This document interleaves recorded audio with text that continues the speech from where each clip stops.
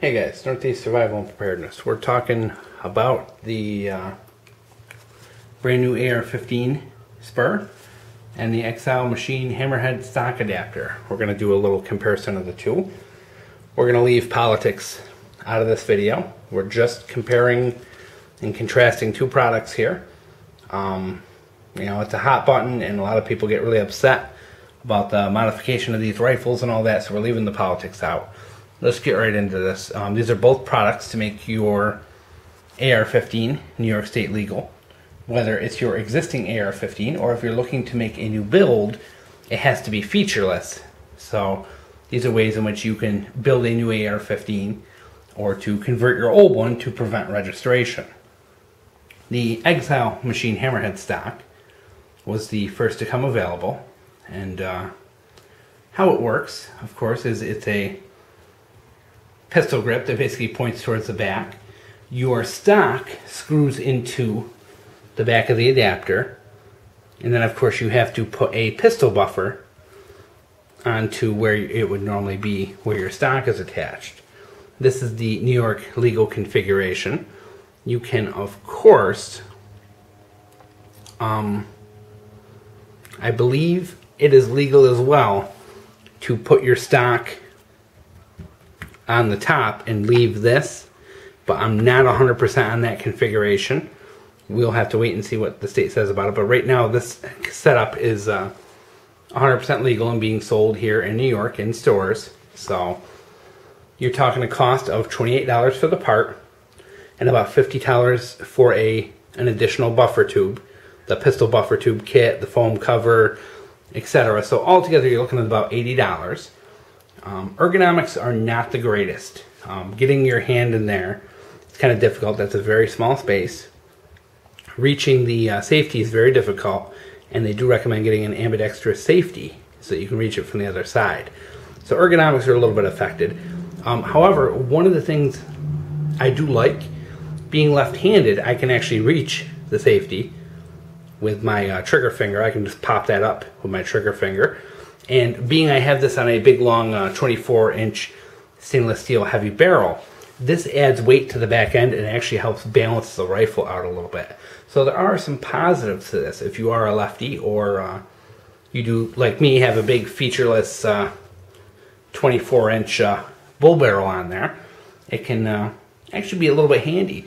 Plus, if you are firing from a bench, which is what I typically do with this rifle, having that pistol grip out of your way is actually a little bit convenient. And with this stock setup, I can actually reverse this and have it point up, and it's just as comfortable and just as functional. And I can fire this from a bench or prone very easily without it getting caught on things.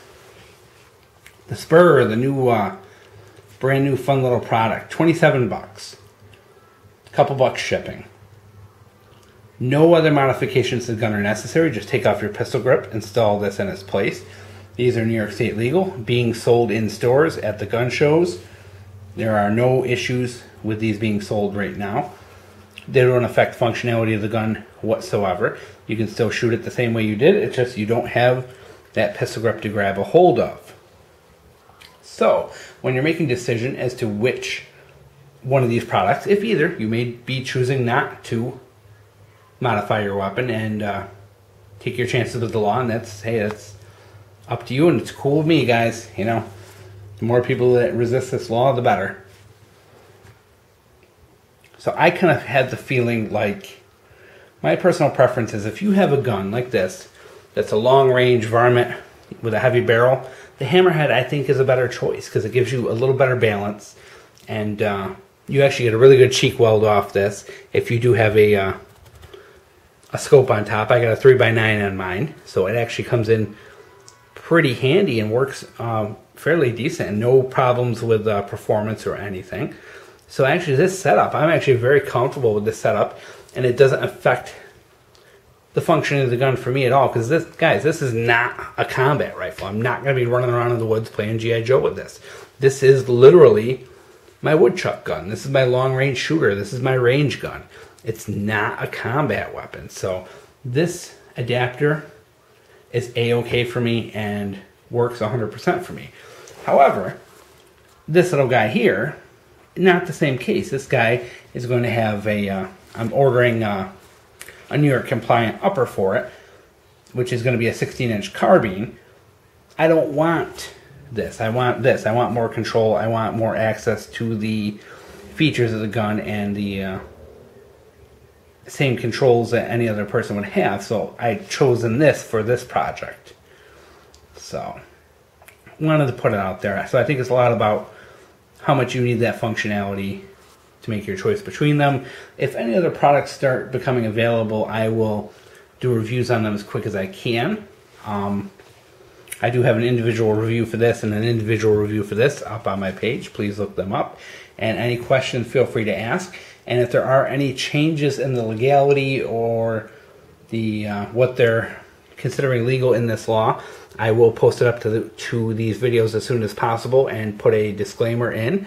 So I will hopefully be able to provide you with the best information I can that's up to date, and at least until we get past these laws.